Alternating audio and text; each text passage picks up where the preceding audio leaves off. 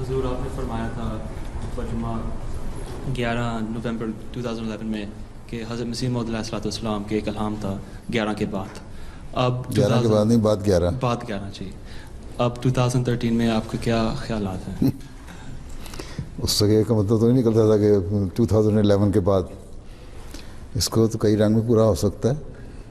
ٹھیک ہے، تو مختلف رنگوں میں 11 کے بعد بعض باتیں ایسی ہوئی ہیں جماعت کے حق میں بھی ہوتی رہی ہیں.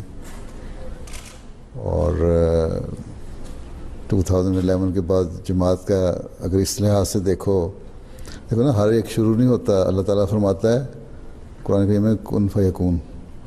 تو کن کا مطلب یہ نہیں ہے جب کہہ دیا تو فوری طور پہ ہو جاتا ہے. جو ایک پروسیس سٹارٹ ہو جاتا ہے اور اس کا جو نیچرل ٹائم پیریڈ ہے وہ لگتا ہے.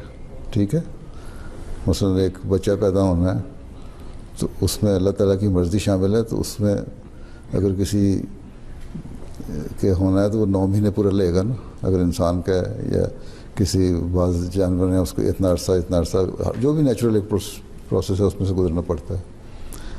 تو ہو سکتا ہے کہ اس کے بعد سے ایسے حالات شروع ہو گئے ہیں کہ ایک طرف مخالفت جماعت کی بھی تو جو پہلے تھی اس میں بھی اضافہ ہوا، لیکن ساتھ ہی ساتھ اس مخالفت کو دنیا میں اس کی وجہ سے جماعت کا ایکسپوجر زیادہ ہوا اور 11 کے بعد بہت زیادہ بڑھ گیا.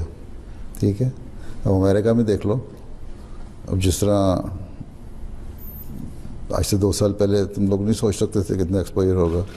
اب ہر ایک تمہیں پوچھتا ہے کہاں ہے لاس اینجلس ٹائم یا وال اسٹریٹ جرنل کے تمہارے سے انٹرویو لینے آتے ہیں. نہیں آئیں گے کوئی، لیکن اب آتے ہیں، خود پوچھتے ہیں کیا جماعت احمدیہ کیا ہے کیا نہیں ہے. اسی طرح پچھلے سال میں آیا ہوں تو کیپٹل ہل میں جو ایک موقع ملا کہنے کا، وہ پہلے نہیں تھا، کبھی اتنا سوچ بھی نہیں سکتے تھے. یورپین پارلیمنٹ میں مجھے موقع ملا، دنیا میں مختلف جگہوں پہ ملتا رہا. جماعت احمدیہ کا تعارف وسیع تر ہوتا چلا جا رہا ہے. تو ایک یہ بھی چیز لی جا سکتی ہے اور اس سے مختلف پہلو ہیں. بس احمدی زیادہ کیونکہ خوش فہم ہو جاتے ہیں ایک دم، وہ سمجھتے ہیں ایک دم میں کچھ ہو جائے گا.